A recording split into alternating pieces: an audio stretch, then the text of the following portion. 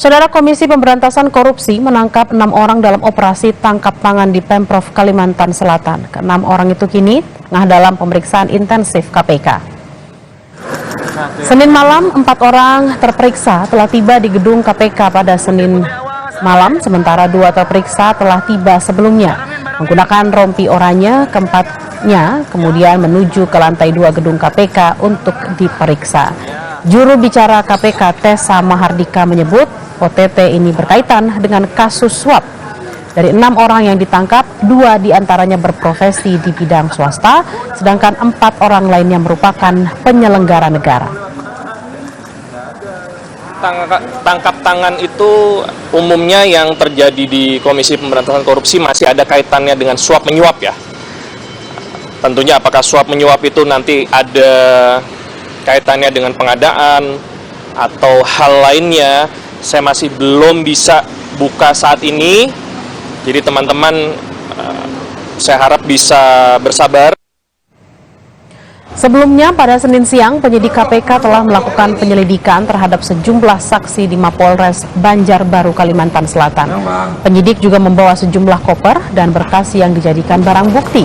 Seorang pejabat di lingkungan Dinas Pekerjaan Umum dan Penata Ruang Provinsi Kalimantan Selatan berinisial YE juga dibawa ke Jakarta untuk pemeriksaan lebih lanjut. Lebih lengkap soal OTT yang dilakukan KPK, kita tanyakan pada jurnalis Kompas TV Dian Silitonga di gedung KPK Jakarta. Dian, ada 6 orang yang ditangkap KPK, kini tengah diperiksa. Apakah sudah ada informasi kasus apa yang menjerat para terperiksa ini? Ya, Bella, sejauh ini informasinya OTT yang dilakukan KPK berkaitan dengan suap pengadaan barang dan jasa di lingkungan Pemprov Kalimantan Selatan. Hanya saja spesifik pengadaan barang dan jasa di sektor atau pada dinas apa, ini masih kita tunggu pernyataan resminya dari KPK. Tapi kalau berdasarkan analisa yang dilakukan oleh teman-teman wartawan di daerah, melihat dari pihak-pihak yang diboyong atau dibawa oleh KPK dari Kalimantan ke Jakarta, ini bisa diidentifikasi beberapa orang diantaranya merupakan pejabat di lingkungan Dinas Pekerjaan Umum dan Penataan Ruang atau PUPR Provinsi Kalimantan Selatan. Jadi memang ada kemungkinan bahwa OTT ini berkaitan dengan dugaan suap pengadaan barang dan jasa di lingkungan Dinas PUPR Provinsi Kalimantan Selatan. Seperti yang kita tahu, melalui proses OTT ini penyidik KPK mengamankan 6 orang, sudah dibawa keseluruhannya tadi malam ke gedung Merah Putih KPK.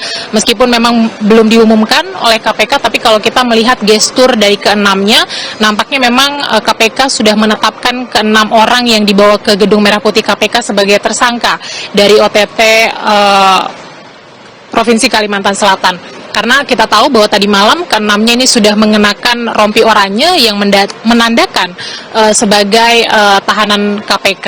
Kita tahu bahwa KPK ini memiliki waktu 1 kali 24 jam untuk menentukan status hukum dari pihak-pihak yang diamankan dalam proses OTT. Kalau kita hitung, proses OTT ini sudah dilakukan pada Minggu malam, artinya tadi malam, Senin malam ini sudah terhitung 1 kali 24 jam, sehingga sudah pasti penyidik KPK sudah menentukan status hukum dari orang-orang yang diamankan atau 6 orang tersebut. Selain mengamankan 6 orang, KPK juga kita tahu mengamankan barang bukti, uang tunai senilai lebih dari 10 miliar rupiah, dan disinyalir ini jumlahnya masih akan terus bertambah karena masih proses dihitung oleh penyidik KPK. Hal itu disampaikan oleh Wakil Ketua KPK Nurul Gufron kepada wartawan. Nah, kalau kita bicara soal OTT KPK, Bella, kita tahu bahwa OTT di lingkungan Provinsi Kalimantan Selatan ini merupakan OTT ketiga yang dilakukan oleh KPK di tahun 2024. Kita ingat yang pertama, KPK melakukan OTT di Sidoarjo pada Januari 2024, kemudian yang kedua OTT dilakukan di Labuan Batu pada Februari 2024, dan kemudian setelah 8 bulan berselang, KPK kembali melakukan OTT di Provinsi Kalimantan Selatan. Bella. Dia selain menangkap 6 orang, KPK juga melakukan penggeledahan dan memeriksa saksi-saksi. Apakah saksi yang diperiksa juga termasuk pejabat Pemprov Kalimantan Selatan? Iya, kuat kemungkinan pasti saksi-saksi yang diperiksa oleh KPK ini merupakan pihak-pihak yang berasal dari lingkungan Pemprov Kalimantan Selatan. Apalagi kalau kita dapat informasi, dugaannya OTT ini juga melibatkan Gubernur Kalimantan Selatan, Sahbirin Nur, yang juga biasa dikenal dengan Paman Birin. Karena kronologi singkat yang kami dapatkan, proses OTT ini dilakukan persis saat pemberi suap ini menyerahkan uang kepada orang kepercayaan Gubernur Kalimantan Selatan, dalam hal ini adalah ajudannya. Dan tapi tentu sekali lagi kita masih akan menunggu pernyataan resminya dari KPK.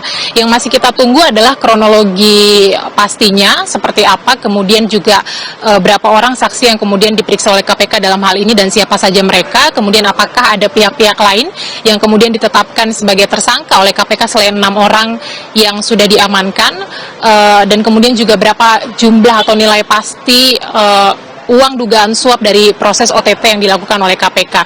Kesemuanya ini akan kita ketahui bersama melalui pernyataan resmi yang akan dilakukan oleh KPK rencananya pada pukul 2 siang nanti. Bella. Baik, kita akan nantikan bersama terkait dengan update informasi OTT yang dilakukan di Pemprov Kalimantan Selatan. Terima kasih Dian Silitonga, selamat bertugas kembali.